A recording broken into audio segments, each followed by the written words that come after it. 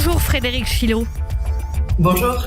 Vous êtes spécialiste d'Israël et des relations internationales, docteur en histoire et chercheuse associée au Centre d'histoire de Sciences Po. Selon la Maison-Blanche, sa dernière proposition d'accord soutenue par Israël comprenait le retrait du couloir de Philadelphie. Tout le monde parle de ce couloir de Philadelphie. Pourquoi cette question attise-t-elle autant les passions et les débats en Israël ?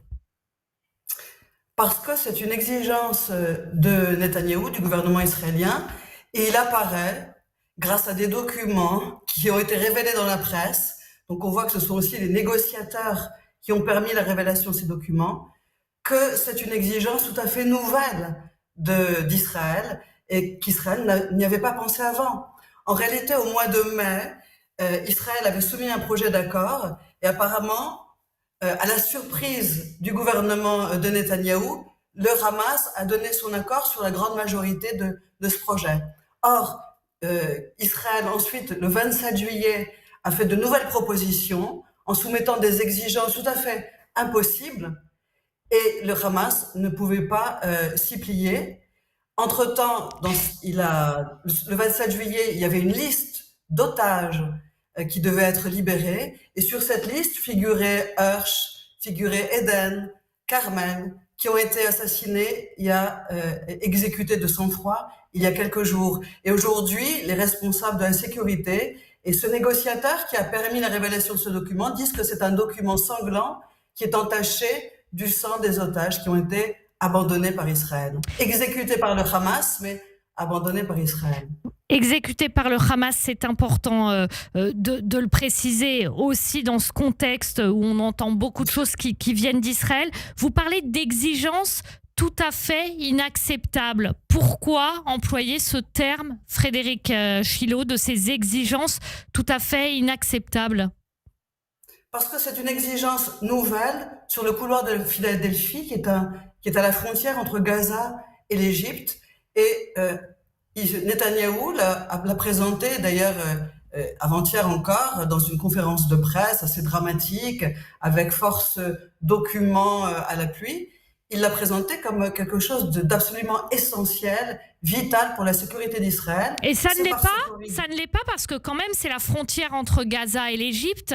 Il y a des armes qui passent par là. Et d'ailleurs, c'est l'argument qui est invoqué sur le fait de la nécessité que les troupes restent là. Oui, il y a des armes qui sont passées par là, c'est de la contrebande. Il y a des armes qui passent par là et qui passent dans les deux sens. Donc sans doute aussi, et Netanyahou l'a mis en exergue, sans doute aussi peut-être les derniers otages vivants pourraient repartir vers l'Égypte et de là vers le Sinaï et peut-être ailleurs encore. Néanmoins, qui s'oppose et qui a dit que ce plan n'était pas important, que le couloir de Philadelphie n'était pas important? Eh bien, c'est Tsahal, c'est Gallant et c'est tout l'establishment sécuritaire qui considère que, certes, c'est un point important, mais ça n'est pas essentiel et ça n'est pas un point stratégique. Or, aujourd'hui, Netanyahou en fait un objectif stratégique. De la même façon qu'hier, il était essentiel d'aller à Rafah, aujourd'hui, on ne peut pas abandonner le couloir de Philadelphie. Or, il a contre lui tous les experts militaires, tous les anciens chefs du Mossad, de l'Aman, qui peuvent s'exprimer parce qu'ils n'ont pas le devoir de réserve.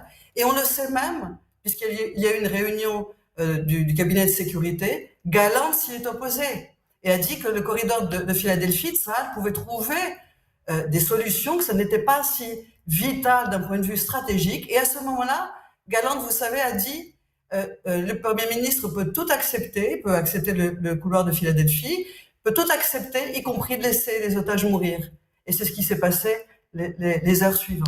C'est ce qui est ressenti, en tout cas, Frédéric Chilot, effectivement, par les manifestants qui manifestent actuellement en Israël. Vous parlez de l'establishment sécuritaire. C'est important aussi parce que, après tout, on peut penser aussi, le 7 octobre, il y a eu des graves failles sécuritaires. Donc, pourquoi aujourd'hui faudrait-il faire confiance à l'establishment sécuritaire alors ce qui s'est passé le 7 octobre? On l'a appris en début de semaine, il y a eu 100 plus de 150 failles dans la brèche entre Gaza Oui, oui, et où les terroristes sont passés. Donc pourquoi aujourd'hui faire bien confiance sûr. à cet établissement sécuritaire alors qu'il y a eu le 7 octobre?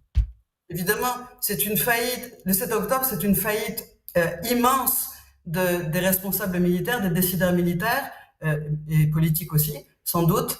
Et sans doute aurait-il dû démissionner depuis fort longtemps.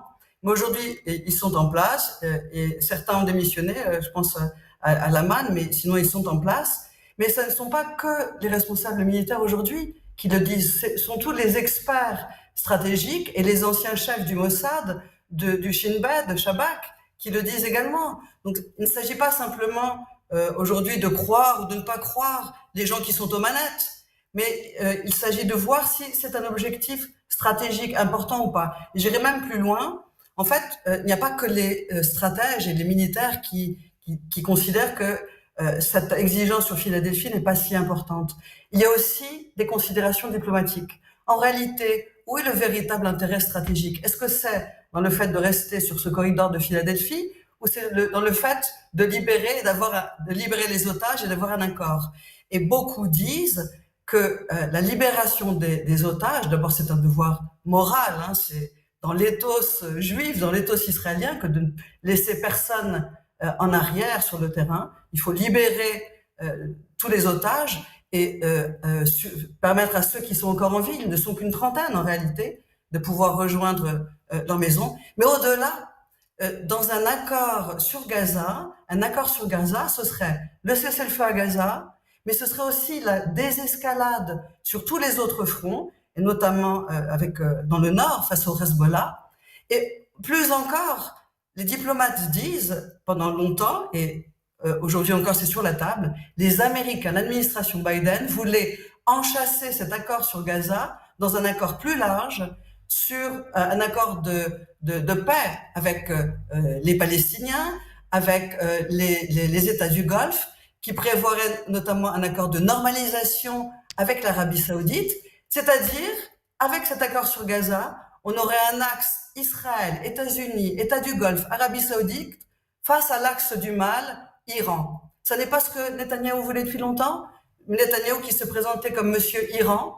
Or, aujourd'hui, les manifestations dans les rues disent ce n'est plus Monsieur Iran, ce n'est plus Monsieur Sécurité, mais c'est Monsieur Mort.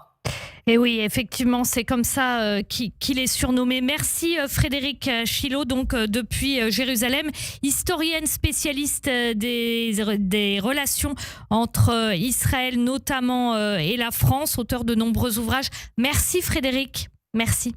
Merci.